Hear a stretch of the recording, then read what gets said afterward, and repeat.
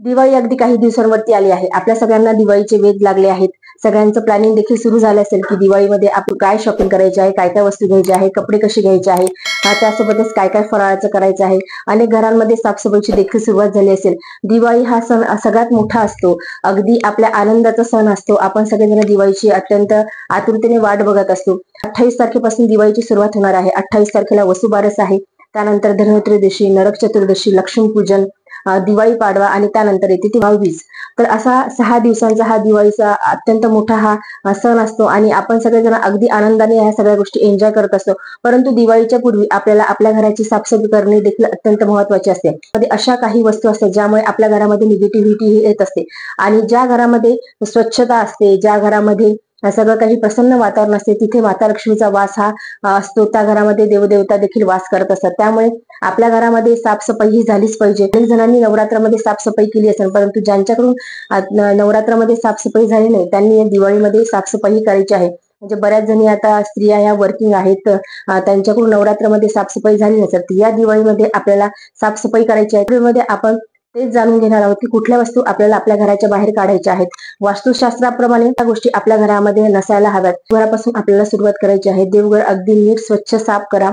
दिवाळीमध्ये आपण लक्ष्मीपूजन हे करत असतो आणि ज्या घरामध्ये स्वच्छता असते तिथेच देवदेवतांचा वास असतो. त्यामुळे देवघरापासून तुम्ही सुरुवात करा. देवघर अगोदर स्वच्छ करा. देवघरामध्ये देवांचे जे कपडे असतील, जे खराब झालेले असतील, ते आपण देवाला घालत नाही तर ते कपडे तुम्ही काढून टाका. काही ग्रंथ असतील ज्याचे पानं फाटलेले आहेत, कुजलेले आहेत, आपण ते वाचू शकत नाही, आपल्याला पलटताना देखील त्याचा प्रॉब्लेम होतो, अगदी ते पिवळे पडले आहे, ते नीट एका ठिकाणी तुम्ही ते विसर्जित करून द्या. एखादा मातीचा खड्डा वगैरे करा, त्यामध्ये त्या वस्तू तुम्ही टाकून द्या. भंगलेल्या मूर्तींची पूजा कधीही करू नये. त्यामुळे देवघरामध्ये जर काही तुमच्याकडे काही भंगलेल्या मूर्ती असतील, मग ती मेटलची असो किंवा अन्य कुठल्या धातूची असेल, तुम्ही त्या वस्तू काढून टाका. देवांची भंगलेल्या मूर्तींची आपण पूजा करत नाही, त्यामुळे आपल्यावरती देव काही प्रसन्न होत नाही. तर तुम्ही त्या ज्या मूर्ती असतील त्या काढून टाका. काही देवघराच्या देवाच्या ज्या वस्तू असतील, समजा काही दिवे असतील, नंदादीप वगैरे असेल, जो खराब झाला असेल तो देखील तुम्ही काढून टाकू शकता. त्यानंतर आपला जो गॅस आहे, गॅसचा ओटावरती देखील आपण बघायचं आहे की किती पसारा पडला आहे, तो स्वच्छ करायचा आहे, ते नीट क्लीन करायचं आहे. साफसफाई करणं हे अत्यंत गरजेचं आहे. म्हणजे किचनची साफसफाई तर झालीच पाहिजे. त्यामुळे हायजीन देखील राहत असते आणि त्यामुळे आपली तब्येत देखील बिघडत नाही. त्यामुळे अगोदर आपल्याला देवघरापासून सुरुवात करायची आहे. त्यानंतर गॅसचा ओटा आपल्याला साफ करायचा आहे. त्यांच्या घरामध्ये जर का काही इलेक्ट्रॉनिक वस्तू असतील ज्या खराब झालेल्या असतील, म्हणजे जुने पंखे किंवा जुने घड्याळ, तर ते आपल्या घरामध्ये ठेवू नका. आपल्या सगळ्यांना हीच सवय असते की जुनी घड्याळ जरी पडलेली असेल, आपण नवीन जरी आणली तरी आपण असा विचार करतो की आपण ती यूज करू, कधीतरी कुठेतरी आपण ते एखाद्या कोपऱ्यामध्ये ठेवून देत असतो. परंतु वास्तुशास्त्रामध्ये बंद पडलेले घड्याळ हे घरामध्ये ठेवू नये. त्यामुळे तुमच्या घरामध्ये जर का अशी घड्याळ असेल तर ती अगोदर तुम्ही काढून टाकून भंगारमध्ये तुम्ही ते देऊ शकता. किंवा जुने फॅन वगैरे असतील जे चालू नसतील ते देखील तुम्ही भंगारमध्ये टाकून द्यायचे आहेत. गोष्टींकडे खूप लक्ष देत नाही किंवा आपल्या लक्षात देखील या वस्तू येत नाही, आपल्या घरामध्ये त्या पडलेल्या असतात. आपण नेहमी असंच विचार करतो की घर म्हणजे काय, घरामध्ये आपण सगळ्या वस्तू या ठेवू शकतो, परंतु खरंच ज्या गोष्टी आपल्या कामाच्या नाहीत त्यामुळे खूप सारी अडगळ होत असते. आपण अडगळ ती एका ठिकाणी जमा करून ठेवतो आणि आपण त्या कोपऱ्याकडे लक्ष देखील देत नसतो. म्हणजे आपण वरती जर त्या वस्तू टाकून दिल्या तर खाली आपलं सगळं आपण स्वच्छ करतो आणि वरती आपण लक्ष देत नाही, परंतु ती अडगळ त्याच ठिकाणी तशीच पडून राहते. आपण हे खालचं स्वच्छ करतो, त्या वस्तूंकडे आपण बघत देखील नसतो आणि आपल्याला त्या वस्तू जुन्या झालेल्या असतात, वर्षानुवर्ष तशाच पडलेल्या असतात. आपण आता विचार करा ना, कधी कधी अशा वस्तू असतात की 10-10, 12-12 वर्षापूर्वीच्या वस्तू आपल्याकडे पडलेल्या असतात. स्त्री असून मी तुम्हाला सांगते की आपली तशीच नेहमी गल्लत होते की जेव्हा आपण त्या वस्तू घरामध्ये, ज्या अडगळीच्या वस्तू, ज्या बिनकामाच्या वस्तू, मग त्या वस्तू कुठल्याही असत, आपण जेव्हा त्याला भंगारमध्ये द्यायचा विचार करतो तेव्हा आपण नेहमी विचार करतो की नाही, ही वस्तू आपल्या काहीतरी कामाला येईल, आपण ही वस्तू यूज करू, आपण जर घ्यायला गेलं तर आपल्याला किती महागामध्ये पडते ती वस्तू. परंतु खरंच आपण त्या गोष्टीचा वापर करतो का? ह्या गोष्टी आपण आपल्या मनाला विचारायला हव्या की 10-12 वर्षापासून, 15 वर्षापासून एखादी वस्तू जर का घरामध्ये पडलेली आहे, आपण आतापर्यंत तिचा वापर केला नाही तर पुढे आपण त्याचा यूज काय करणार आहे? त्यामुळे आपण त्या वस्तू घराच्या बाहेर काढायच्या आहेत. तुम्ही विचार करा, तुमच्या घरामध्ये कुठल्या अशा अडगळीच्या वस्तू आहेत त्या आपल्याला घराच्या बाहेर काढून टाकायच्या आहेत. त्यानंतर आपल्या बेडरूम मध्ये आपले जे कपडे आहेत, कबड एकदा चेक करायचं आहे की आपल्या कपाटमध्ये जे कपडे आहेत ते खरंच आपल्या उपयोगाचे आहेत का? आपण आपल्या साईजेस वाढलेल्या आहेत, आपल्याला ते कपडे येत नाही, मग अशा परिस्थितीमध्ये त्या कपड्यांचं करायचं काय? जरीही ते नीटनेटके घालण्याच्या उपयोगी असतील तर तुम्ही ते कपडे कुठे देऊन टाकू शकता. म्हणजे आता बऱ्याचशा ठिकाणी काही असे उपक्रम चालू असतात की तिथे तुम्ही तुमची पिशवी ही लटकून द्यायची आहे कपड्यांची, आणि ज्यांना कोणाला गरज असेल त्यांना ती पिशवी ते देऊन टाकतात. ती तशा ठिकाणी तुम्ही जाऊन बघायचं आहे की आपण हे कपडे कुठे दान करू शकतो. परंतु फक्त कपडे दान करताना एक गोष्ट लक्षात ठेवायची आहे की ते कपडे तुम्ही मिठाच्या पाण्याने स्वच्छ करून नंतर वाळवून ते दान करायचे आहे. म्हणजे कबड मधून घेतले आणि डायरेक्ट आपण तसे ते दान करून द्यायचे नाही. ते अगोदर स्वच्छ मिठाच्या पाण्याने धुवा आणि नंतरच ते कपडे दान करून द्यायचे आहे.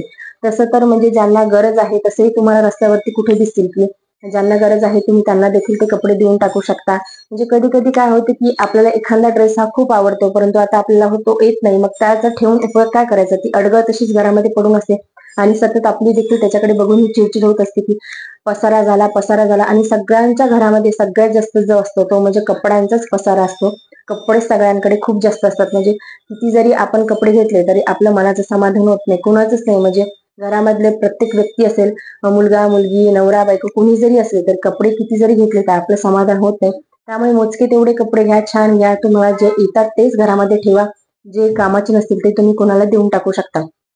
त्यानंतर आपले जे चप्पल बूट आहेत ते चप्पल मध्ये देखील आपण असं म्हणतो की आपली चप्पल जर का गेली तर आपल्या मागची पिढा गेली. तर चप्पला देखील ठेवताना आपण विचार करूनच ठेवायचा आहे की चप्पल आपल्याला किती प्रमाणामध्ये हवे. म्हणजे आता प्रत्येक व्यक्तीचे जसे कपडे आहेत त्यावरती मॅच चप्पल आहे, ज्वेलरी आहे, सगळ्याच गोष्टी आपल्याकडे अवेलेबल असतात. परंतु चप्पल ज्या आहेत त्या तुम्ही बघा की किती प्रमाणामध्ये आपल्याला चप्पल हवी, किती चांगल्या आहेत. म्हणजे आता मुलं देखील आपले मोठे होतात, त्यांना ती साईज छोटी होते तरी देखील आपण ती शूज मुलांची किंवा सँडल चप्पल आपण ती स्टोअर करून ठेवलेली असते. तर तुम्हाला ज्या गोष्टींची गरज असेल त्यामध्ये देऊन टाकू शकता. घराच्या बाहेर आपल्या चपला ह्या अस्ताव्यस्त पडलेल्या असतात, त्यामुळे देखील घरामध्ये येताना पहिला फीलच आपल्याला मुख्य दरवाजातून जेव्हा आपण घरामध्ये येत असतो तेव्हा तो चपलाचा एवढा मोठा ढीग दिसत असतो. त्यामुळे देखील घरामध्ये निगेटिव्हिटी ही येण्याचे कारण असते आणि जो कोणी बाहेरचा व्यक्ती येतो त्याला देखील ते प्रसन्न वाटत नाही.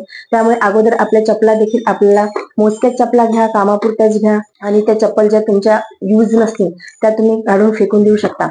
त्यानंतर आपल्या घराचे जेव्हा मुख्य दरवाजा येतो, आता ते सगळं दिवाळीच्या पूजेच्या वेळेस वगैरे ते व्हिडिओ तुमच्यासोबत शेअर करेनच मी की जो आहे तो आपल्याला कशा पद्धतीने ठेवायचा आहे दिवाळीच्या अगोदर. कारण की माता लक्ष्मी ही दिवाळीच्या वेळेस आपण माता लक्ष्मीच्या आगमनासाठी आपण पूजा अर्चा ही करत असतो. त्यामुळे माता लक्ष्मीला प्रसन्न करण्यासाठी आपल्याला ज्या ज्या गोष्टी गरजेच्या आहेत त्या गोष्टी आपण दिवाळीच्या पिरियडमध्ये ह्या करायला हव्यात. त्यासोबतच दिवाळीच्या या मुख्य 8 दिवसामध्ये रांगोळी रोज घराच्या बाहेर काढा. रांगोळी काढल्याने अत्यंत प्रसन्न वाटते. म्हणजे आता खूप कामं असतात, साफसफाई करायची असते, फराळ करायचे असते, खूप गोष्टी दिवाळीमध्ये आपल्याला करायच्या असतात, परंतु छोटी का होईना एक साधी रांगोळी आपण रोज दरवाजाच्या बाहेरही काढायला हवी. त्याच्यावरती तुमच्याच्याने कलर नाही भरणं झाले तर हळदी कुंकू टाकायचं. रांगोळी पांढरी ठेवत नसतं त्यामुळे हळदी कुंकू आपण त्यावर टाकू शकतो. त्या रांगोळी जेव्हा आपण रांगोळी आपल्या घराच्या बाहेर काबड काढतो, कारण रांगोळी काढण्याच्या मागे देखील एक शास्त्र आहे की रांगोळी जेव्हा आपण काढतो तेव्हा स्त्रियांचं कॉन्सन्ट्रेशन होत असते, आपली ब्रेन डेव्हलपमेंट होत असते. त्यासोबतच जो बाहेरून व्यक्ती येतो त्याला देखील आपल्या रांगोळीकडे पाहायला की प्रसन्न वाटते. त्यामुळे जेव्हाही तुम्ही रांगोळी काढाल त्या रांगोळीने स्वस्तिक काढायची देखील सवय लावून घ्या. त्यासोबतच उभ्या 2 रेषा देखील काढायच्या आहे. स्वस्तिक हे शुभतेचं प्रतीक आहे आणि ज्या 2 रेषा असतात त्या मर्यादेचं प्रतीक असते. त्यामुळे रांगोळी जेव्हा आपण काढू तेव्हा त्यासोबत स्वस्तिक देखील काढायचे. अगदी छोटीशीच रांगोळी काढायची आहे. ह्या गोष्टी करणे देखील खूप महत्वाचं आहे. त्यासोबत घरामध्ये जे कुठे जाळे असतील, जाळे जुळे तुम्ही सगळे साफ करून घ्या. जिथे जाळे असतात तिथे देखील निगेटिव्हिटी खूप असते आणि जाळ्यांचं कसं आहे, आपण आता साफ जरी केलं तरी परत 8-10 दिवसात ते जाळे होऊन जातात. त्यामुळे सतत एक दिवस आठवड्यातला असा ठेवायचा की त्या दिवशी आपण आपल्या घरातले संपूर्ण जाळे हे काढून टाकायचे असतात. त्यानंतर आपले जे टॉयलेट बाथरूम असतात ते देखील आपल्याला स्वच्छ करून घ्यायचे आहे. टॉयलेट बाथरूम देखील स्वच्छ करणं खूप जास्त महत्वाचं आहे. टॉयलेट बाथरूम स्वच्छ नसल्यामुळे देखील खूप निगेटिव्हिटी ही येत असते. त्यामुळे टॉयलेट बाथरूम देखील स्वच्छ करून घ्यायचे आहे. घरातला कानाकोपरा आपण दिवाळीच्या वेळेस स्वच्छ करत असतो. बघा आपण साफसफाई ही नेहमीच करत असतो, परंतु दिवाळी हा एक असा सण आहे की आपण अगदी डीपली स्वच्छता यामध्ये करत असतो आणि ती झालीच पाहिजे, कारण की आपण माता लक्ष्मीच्या आगमनासाठी ह्या सगळ्या गोष्टी करत असतो. त्यामुळे माता लक्ष्मीची सेवा करण्यासाठी, उपासना करण्यासाठी दिवाळीचा दिवस हा अत्यंत महत्वाचा असतो आणि त्यामुळे आपण माता लक्ष्मीच्या स्वागतासाठी ही जी काही तयारी करत असतो तर सगळी साफसफाई आपण ही व्यवस्थित ही झाली पाहिजे. कानाकोपरा आपल्या घरातला स्वच्छ हा झालाच पाहिजे. त्यानंतर जो आपला मुख्य दरवाजा असेल, तुम्हाला जर का सेफ्टी डोअर तुम्ही लावलेला असेल, त्याचा जर का कटकट आवाज येत असेल तर त्यामध्ये तेल टाकू शकता, त्यामुळे देखील त्याचा आवाज येणं बंद होतो. म्हणजे आपल्या दरवाजाचा आवाज देखील झाला नाही पाहिजे, हे देखील खूप महत्वाचं आहे. त्यानंतर कुलूप जे असतील ते गंजलेले वगैरे असतील ते देखील तुम्ही रिपेअर करून घ्या किंवा भंगारमध्ये टाकून द्या. जसं मी तुम्हाला सांगितलं की ज्या ज्या वस्तू, ज्या ज्या अडगळीच्या वस्तू आहेत, ज्या आपल्या बिलकुल कामाच्या नाही, इलेक्ट्रॉनिक वस्तू, देवाचं सामान जे तुटलेले आहे, तुटक्या फुटक्या मूर्ती, भंग झालेल्या मूर्ती, त्यासोबतच जे गंजलेले वगैरे वस्तू आहेत लोखंडाच्या, त्या देखील घराच्या बाहेर काढून टाका. कुलूप वगैरे असतील ते घराच्या बाहेर काढून टाका. मुलांचे बुक्स देखील तुम्ही आता खूप वर्षापासून ते बुक्स आपण सांभाळून आहेत. कादंबऱ्या ठेवा, कादंबऱ्या ह्या खूप चांगल्या असतात मुलांना वाचण्यासाठी. परंतु जे पुस्तकं आहेत, मुलगा पुढच्या वर्गामध्ये गेला तरी आपण मागचे बुक्स जपवून ठेवले असतात, ते देखील तुम्ही घराच्या बाहेर काढून टाका. कारण ते एक तर कोणाला देऊन टाका किंवा दरवर्षी सिलेबस हा चेंज होत असतो, त्यामुळे तुम्ही ते सरळ भंगारमध्ये, रद्दीमध्ये तुम्ही ते देऊन टाकू शकता. आपलं घर हे 1 रूमचं असो किंवा 10 रूमचं असो, परंतु घरामध्ये साफसफाई, स्वच्छता ही झालीच पाहिजे. त्यामुळे आपल्याला आपल्या घरामध्ये इतकं प्रसन्न वाटते. तुम्ही करून बघा, तुम्हाला याचा अनुभव नक्की. आपला जो उंबरा असतो त्याला हळदीचं लेपन करा. घरामध्ये मी जसं तुम्हाला सांगितलं, रांगोळीने स्वस्तिक काढा. काही जे शुभ दिवस असतात त्यावेळेस आपण कुंकाने स्वस्तिक काढायचं आहे. स्वस्तिक काढल्याच्या नंतर त्यामध्ये 4 थेंब आणि 2 रेषा, ज्या मर्यादेचे प्रतीक असतात, त्या देखील काढायच्या आहेत. तर ह्या सगळ्या गोष्टी केल्यामुळे अनेक जणी करतात, त्यांना अनुभव आहे. परंतु ह्या ज्या गोष्टी आपण करतो यामुळे आपल्याला प्रसन्न राहते, आणि प्रसन्न जर राहिलं तर आपसुकच आपली तब्येत ही चांगली राहते. त्यामुळे तुम्ही दिवाळी येण्या अगोदर ह्या गोष्टी नक्की करा.